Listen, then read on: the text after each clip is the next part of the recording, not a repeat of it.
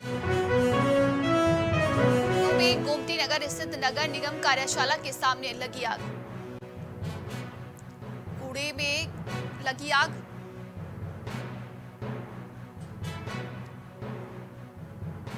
Dumping ground में थमा था कूड़े का ढेर। खबर लखनऊ से सामने आ रही है।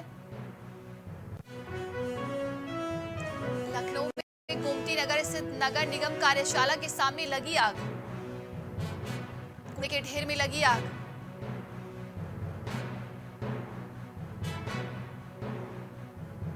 डंपिंग ग्राउंड में जमा था कूड़े का ढेर।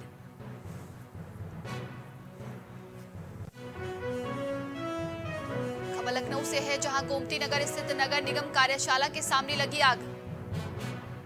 कूड़े के ढेर में लगी है आग। खबर लखनऊ से सामने आ रही है।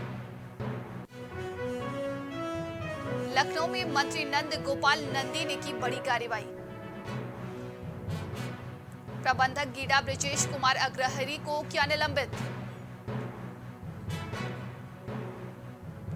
तत्काल प्रभाव से निलंबित किया गया, मंत्री नंदी ने कहा।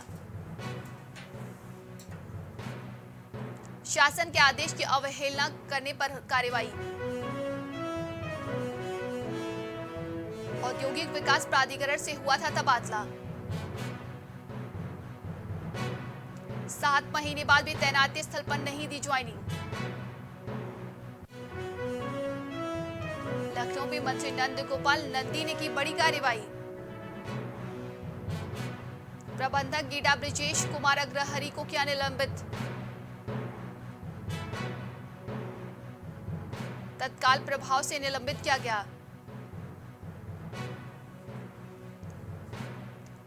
शासन के आदेश की अवहेलना करने पर कार्रवाई। औद्योगिक विकास प्राधिकरण से हुआ था तबादला। 7 महीने बाद भी तैनाती स्थल पर नहीं दी ज्वाइनिंग। खबर लखनऊ से है, जहां मंत्री नंद गोपाल नंदी ने बड़ी कार्रवाई करते हुए प्रबंधक गीडा ब्रिजेश कुमार अग्रहरी को निलंबित कर दिया है। और इस खबर पर अधिक जानकारी के लिए हमारे साथ संवाददाता विभांशु जुड़ेंगे। विभांशु, देखा जाए मंत्री नंद गोपाल नंदी ने बड़ी कार्रवाई की है और ब्रिजेश कुमार अग्रहरी को निलंबित कर दिया है। जी नंदिनी, आपको बता दें कि तमाम अगर देखा जाए मंत्रीगण अपने विभागों को बेहतर करने के लिए तमाम तरह की भ्रमण कर रहे हैं, अपने विभाग का अवलोकन कर रहे हैं। उसी क्रम में उत्तर प्रदेश की उद्योग मंत्री एक बड़ी कार्रवाई करते हुए प्रबंधक गीडा ब्रिजेश कुमार अग्रहरी को निलंबित कर दिया है। आपको बताया कि शासन की तरफ से उन्हें एक नोटिस गई थी, जिसमें उन्हें कई चीजों के जवाब देने थे। इस आदेश की अवहेलना के माध्यम से ये कार्रवाई की गई है।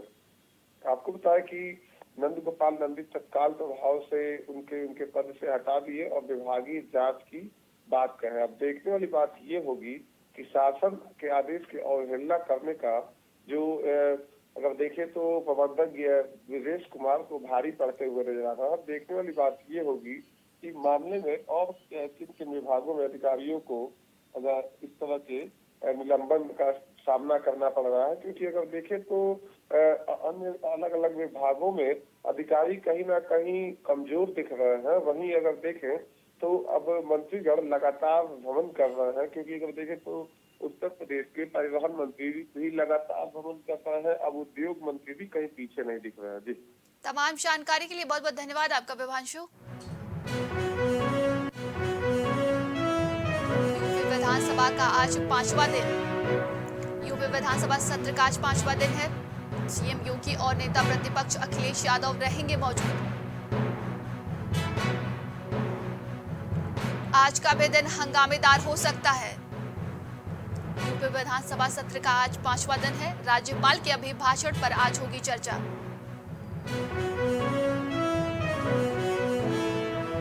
11 बजे से सदन की कार्यवाही शुरू होगी।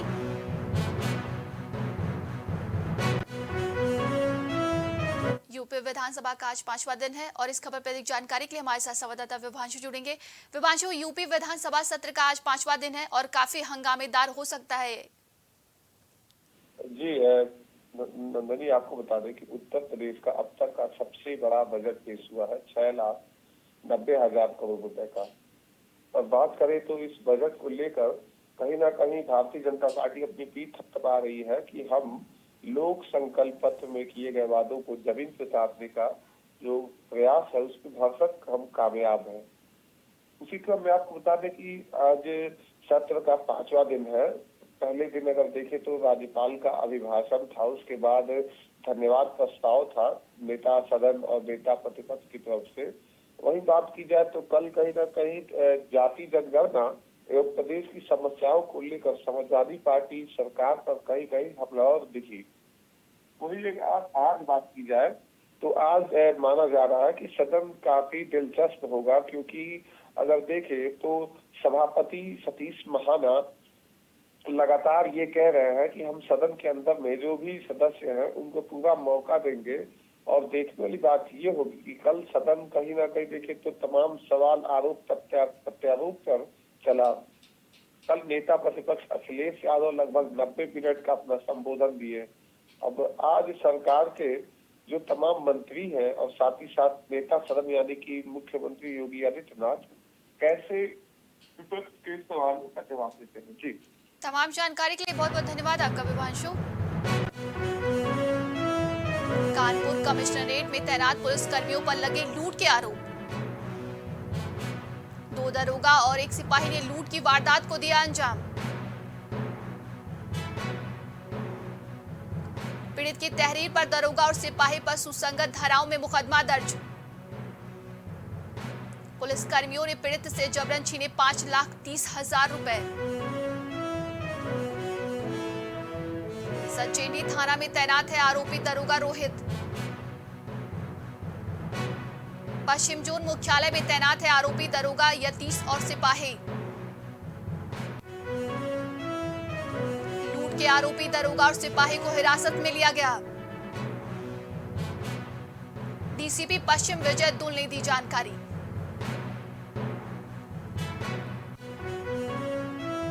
दरोगा रोहित और यतीश समेत सिपाही निलंबित। कानपुर कमिश्नरेट सचिंडी थाना क्षेत्र का है पूरा मामला। थाना सचिंडी पर एक शिकायत प्राप्त हुई जिसमें एक व्यक्ति के द्वारा आरोप लगाया कि कल दिनांक 22 फरवरी को जब शाम के समय वो वापस अपने घर लौट रहा था तो थाना सचिंडी क्षेत्र अंतर्गत दीपू चौहान ढाबे के पास 3 पुलिसकर्मियों ने उसको रोका, जिसमें 2 पुलिसकर्मी सादे वस्त्रों में थे और 1 पुलिसकर्मी वर्दी में था और उसको डरा धमका कर जबरदस्ती उससे 5,30,000 रुपये छीन लिए गए। इस सूचना पर सचिंडी थाना प्रभारी के द्वारा जब जांच की गई तो उसमें सत्यता पाई गई। उन तीनों पुलिसकर्मियों की पहचान उप निरीक्षक यतीश कुमार, हेड कांस्टेबल अब्दुल। और इस खबर पर अधिक जानकारी के लिए हमारे साथ संवाददाता अनिल जुड़ेंगे। अनिल, देखा जाए तो कानपुर कमिश्नरेट में तैनात पुलिसकर्मियों ने लूट की वारदात को अंजाम दिया है। कानपुर कमिश्नरेट पुलिस कहीं ना कहीं अब लुटेरी बन गई है। ऑन ड्यूटी पुलिस वालों ने लगभग एक व्यापारी से 5,30,000 रुपए की लूट की है। सचेंडी थाने के अंतर्गत दीपू चौहान ढाबा पड़ता है, वो उसके पास ही इन लोगों ने इनको घेर लिया। घेरने के बाद में डराने धमकाने लगे और डराने धमकाने के एवज में उनसे 5,30,000 रुपए की मांग कर लेती। हालांकि जैसे ही सोशल मीडिया पे चीजें वायरल हुई और शिकायतकर्ता ने शिकायत करी, डीसीपी वेस्ट ने तुरंत इस पे जांच की और जांच के बाद इनमें जो भी दोषी आया, जिसमें एसआई यतीश सिंह, एसआई रोहित सिंह और एसआई मोहम्मद राफे थे, और तीनों को तत्काल प्रभाव से निलंबित कर दिया गया और मुकदमा दर्ज करके गिरफ्तार कर दिया गया है। तमाम जानकारी के लिए बहुत बहुत धन्यवाद आपका अनिल।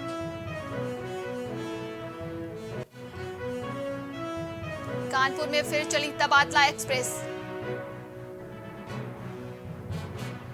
कई डीसीपी व एडीसीपी के बदले कार्यक्षेत्र।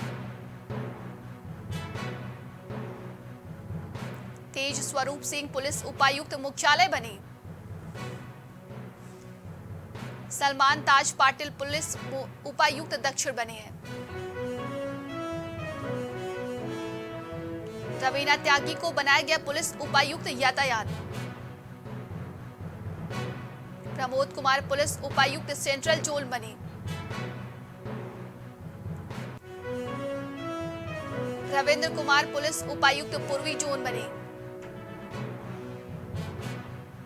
5 अपर पुलिस उपायुक्तों के भी कार्यक्षेत्रों में किया गया है बदलाव। और इस खबर पर अधिक जानकारी के लिए हमारे साथ संवाददाता उपेंद्र जुड़ेंगे। उपेंद्र, देखा जाए कानपुर में एक बार फिर से तबादला एक्सप्रेस चला है। आपको बता कि जो कानपुर में जो तबादला एक्सप्रेस चला है उसको लेकर एक्साइज डीसीपी और एडीसीपी जो है वो कार से बदले गए। यही तेज स्वरूप सिंह जो आता है जो उपायुक्त थे उनको जो है देखा जाए कहना है उपायुक्त मुख्यालय बना दिया गया है और सलमान नाथ ताज पाटिल जो है कानपुर साउथ कमिश्नर बनाया गया है और जो प्रमोद कुमार साउथ कमिश्नर तो सेंटर जो बनाया गया है वही देखा जाए कहीं ना कहीं जो कानपुर कमिश्नर बीपी जोगदंड है और ज्वाइंट कमिश्नर जो आनंद प्रकाश तिवारी है उनकी कार शैली जो है वो अपराध करके कई सूबे के मुख्यमंत्री के आदेश के बाद देखा जाए तो कार शैली सख्ती को लेकर के ये जो तबादला एक्सप्रेस है किया गया है। तमाम जानकारी के लिए बहुत बहुत धन्यवाद आपका उपेंद्र। बेसिक शिक्षा विभाग उत्तर प्रदेश का ट्वीट। यूपी में पिछले 5.5 वर्षों में 1,64,000 शिक्षकों की हुई भर्ती। सभी शिक्षकों की नियुक्ति शिक्षक विहीन विद्यालयों में की गई। ऑनलाइन पारदर्शी माध्यम के जरिए की गई है तैनाती। और इस खबर पर अधिक जानकारी के लिए हमारे साथ संवाददाता विवेक जुड़ेंगे। विवेक, देखा जाए बेसिक शिक्षा विभाग उत्तर प्रदेश का ट्वीट सामने आया है। ट्वीट के माध्यम से एक जानकारी दी है। इस जानकारी से मैं आपको बता दूं कि इस ट्वीट के माध्यम से बताया गया कि उत्तर प्रदेश में पिछले 5.5 सालों में तकरीबन 1,64,000 नए शिक्षकों की भर्ती हुई है और ये सभी शिक्षकों की भर्ती ऑनलाइन और पारदर्शी माध्यम के जरिए की गई है और शिक्षकों को ऐसी जगह पर तैनात किया गया है जहाँ पे शिक्षक विहीन विद्यालय थे, जहाँ पे शिक्षकों की भारी कमी थी। एक तरफ जो है विपक्ष रोजगार की बात करता है, लगातार आंकड़े सरकार बताती है कि हमने रोजगार दिया है, विपक्ष लगातार रोजगार पे हमला करता है कि रोजगार नहीं है, अध्यापकों की कमी है, तरह तरह की सुविधाओं की बात करता है। वहीं बेसिक शिक्षा विभाग उत्तर प्रदेश के द्वारा ट्वीट के माध्यम से यह जानकारी दी गई कि 1,64,000 शिक्षकों को पिछले 5.5 वर्षों में भर्ती किया गया है और आने वाले समय में भी ऐसी भर्तियां आएंगी जिससे रोजगार के नए साधन सृजन होंगे। तमाम जानकारी के लिए बहुत बहुत धन्यवाद आपका विवेक। बदायूं में गोवंश से टकराई बाइक। खबर बदायूं से सामने आ रही है। 2 बाइक सवार लोगों की मौत।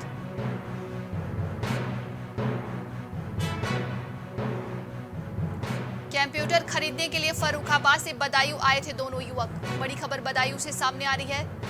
पुलिस ने दोनों शवों को कब्जे में लेकर पोस्टमार्टम के लिए भेजा। थाना क्षेत्र उसामा का है पूरा मामला। और इस खबर पर अधिक जानकारी के लिए हमारे साथ संवाददाता मनोज जुड़ेंगे। मनोज, देखा जाए गोवंश से टकराई बाइक जिसमें 2 लोगों की मौत हो गई है। जी मैं आपको बता दूं, ये लोग सुबह को फर्रुखाबाद से चल के बदायूं कंप्यूटर खरीदने के लिए आए थे। कंप्यूटर खरीद कर शाम के टाइम लगभग 9 बजे 10 बजे करीब ये जा रहे थे, तभी उसावा के निकट वहां पर गाय को झुंड आ गया, उससे टकरा गए, तभी इन लोगों की मौत हो गई। तमाम जानकारी के लिए बहुत बहुत धन्यवाद आपका मनोज। भारतीय जन नाट्य संघ आया नेहा सिंह राठौर के साथ। एकजुटता दिखाएगा भारतीय जन नाटक संघ। यूपी में काबा गीत पर नेहा सिंह राठौर पर हुई असंवैधानिक कार्रवाई। इप्टा की राष्ट्रीय समिति ने कहा नेहा सिंह राठौर के साथ एकजुटता दिखाने का लिया निर्णय। असंवैधानिक कार्रवाई को वापस लेने की कर रहा है मांग। इप्टा ने सभी इकाइयों का किया आह्वान। और इस खबर पर अधिक जानकारी के लिए हमारे साथ संवाददाता रितेश जुड़ेंगे। रितेश, देखा जाए तो भारतीय जन नाट्य संघ नेहा सिंह राठौर के साथ खड़ा दिखाई दे रहा है। जी रंजनी, मैं आपको बता दूं कि जिस तरीके से नेहा सिंह राठौर जो एक गायिका है उनका एक वायरल हो रहा है वीडियो यूपी में काबा, तो उसको लेकर के कहीं ना कहीं पूरे प्रदेश में हलचल है और लाखों करोड़ों व्यूअर्स उनको देख रहे हैं और उस पर उनको लाइक्स भी मिल रहे हैं। सबसे बड़ी बात मैं आपको बता दूं कि जिस तरीके से नेहा सिंह राठौर ने यूपी में काबा करके जो एक सॉन्ग को गाया, उससे कहीं ना कहीं पूरे उत्तर प्रदेश के उसमें सियासी उसमें एक भूचाल सा आ गया है। उसको लेकर के कहीं ना कहीं उनके ऊपर कार्रवाई भी करती हुई पुलिस नजर आ रही है। उसको लेकर के भारतीय जन नाट्य संघ कि जो राष्ट्रीय समिति है उन्होंने ये निश्चय किया है कि इनके साथ एकजुटता दिखाएंगे, क्योंकि जो भी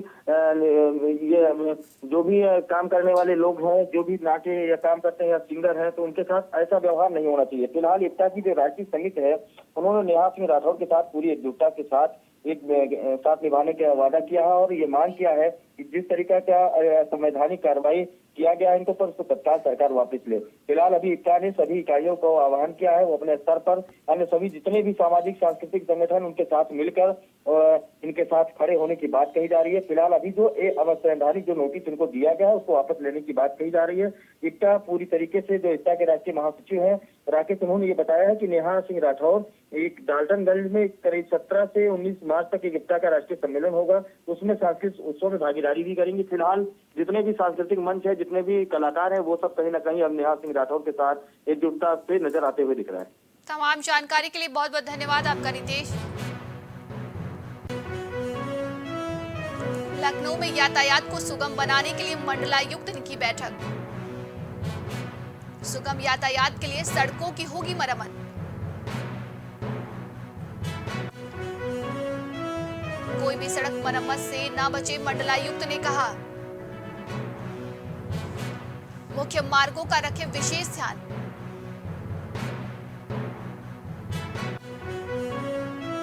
मुख्य मार्गों की प्राथमिकता से कराई जाएगी मरम्मत। चौराहे के 50 मीटर के अंदर कोई भी वाहन पार्किंग ना हो, मंडलायुक्त ने कहा है। जाम की समस्या को समाप्त करने के लिए मंडलायुक्त ने दिए सख्त निर्देश। और इस खबर पर अधिक जानकारी के लिए हमारे साथ संवाददाता रितेश जुड़ेंगे। रितेश, देखा जाए तो मंडलायुक्त ने बैठक की है और यातायात को सुगम बनाने के लिए सड़कों की मरम्मत की बात कही है। जी नंदिनी, मैं आपको बता दूं कि जिस तरीके से लखनऊ, उत्तर प्रदेश की राजधानी लखनऊ में पूरी तरीके से यातायात व्यवस्था चरमराई हुई, कहीं ना कहीं स्मार्ट सिटीज पर काम कर रहा है, जगह जगह कैमरे भी लगवाए जा रहे हैं और उसे चालान की व्यवस्था भी की जा रही है। सबसे बड़ी बात यहाँ पर है कि चौराहों पे जो ऑटो, टेम्पो, बेतरीब वाहन जो खड़े होते हैं उनके वजह से कहीं ना कहीं जाम लगता है और उस जाम में कहीं ना कहीं एम्बुलेंस और बच्चों की स्कूली वैन भी फंसते नजर आते हैं। इसको लेकर के मंडलायुक्त ने एक बैठक करी है, जाम से निजात पाने के लिए कार्य योजना बनाई जा रही है।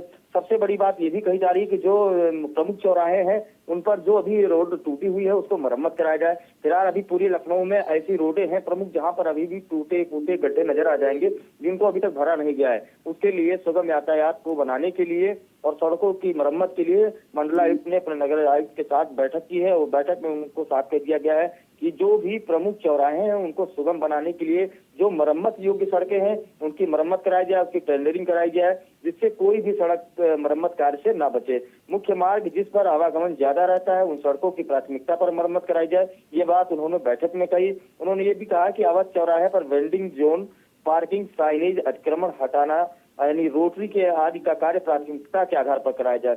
और एक बड़ी बात उन्होंने कही कि जो भी चौराहे हैं उस चौराहे के 50 मीटर के अंदर कोई भी वाहन पार्किंग ना हो। कहीं ना कहीं लोग वाहन को पार्क कर देते थे, नगर निगम की तरफ से भी पार्किंग की व्यवस्था की गई है। तो ये कुल मिलाकर के अभी जो रोड मरम्मत का कार्य है उसको लेकर के और यातायात को सुगम बनाने के लिए मंडलायुक्त ने बैठक की है। फिलहाल लखनऊ में जो स्मार्ट सिटी का काम चल रहा है, जगह जगह सीसीटीवी कैमरे जो लगाए जा रहे हैं, उस कैमरे को लगाने के लिए भी सड़क की कटिंग की जा रही है। इस तरफ से उस तरफ भी कटिंग की जा रही है, उस कटिंग को भरा नहीं जा रहा। तो कहीं ना कहीं ये भी देखने वाली बात होगी, ये भी मंडलायुक्त को संज्ञान में लेना चाहिए कि जिस तरीके से स्मार्ट सिटी के लिए जो कैमरेज लगाए जा रहे हैं उस कैमरे को लगाने की जो अंडरग्राउंड केबल डाली जा रही है उस केबल के लिए सड़क को काटी जा रही है पूरी तरीके से डामर रोड को, तो उसको भी भराने के काम किया जाए, क्योंकि वहां पर जो पैदल यात्री या साइकिल से जो लोग चलते हैं वो कहीं ना कहीं चोटिल हो रहे हैं, गिर रहे हैं। फिलहाल अभी जो जानकारी मिल रही है उस सुगम यातायात के लिए सड़कों की मरम्मत का कार्य प्रारंभ कराने की टेंडर प्रक्रिया की जा रही है। तमाम जानकारी के लिए बहुत बहुत धन्यवाद आपका रितेश। संभल में भाकियों अराजनैतिक असली का धरना प्रदर्शन। 5 सूत्रीय मांगों को लेकर ब्लॉक परिसर गुन्नौर में किया गया प्रदर्शन। उप जिलाधिकारी को 5 सूत्रीय मांग को लेकर सौंपा ज्ञापन। समस्याओं का निस्तारण करने का दिया आश्वासन। किसान नेता हरपाल सिंह ने पुलिस प्रशासन पर लगाए आरोप। पीड़िता को न्याय न दिलाने का लगाया आरोप।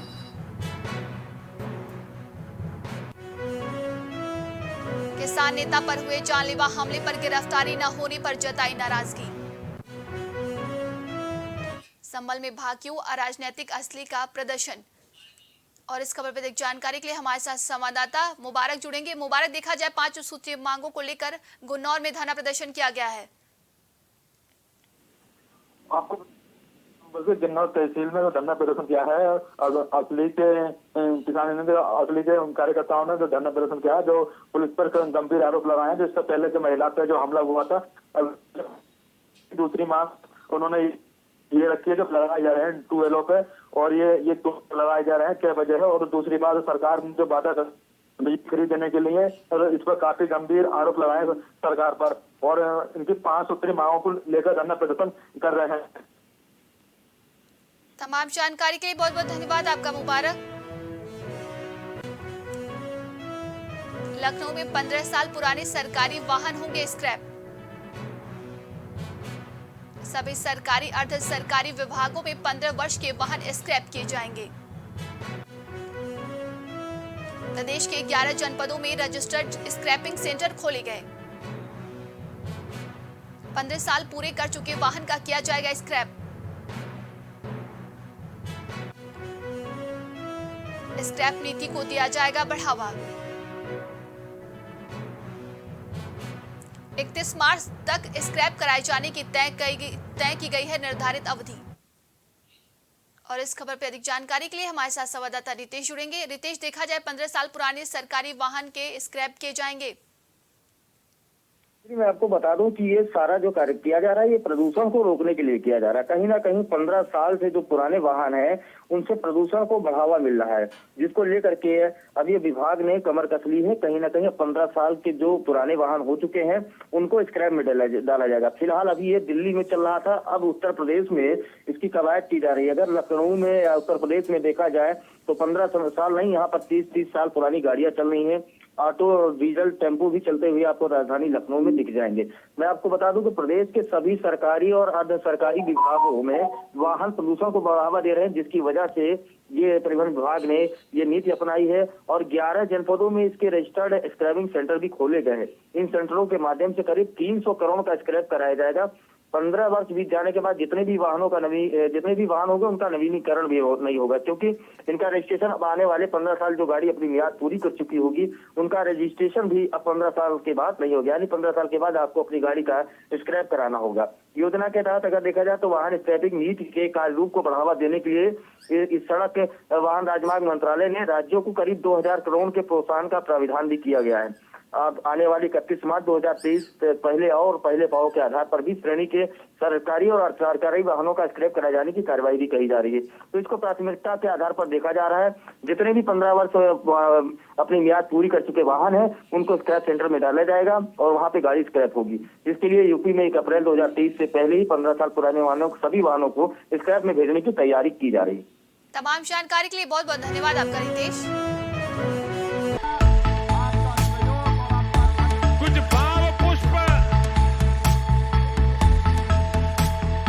आप देख रहे हैं प्राइम टीवी, सच साहस सरोकार।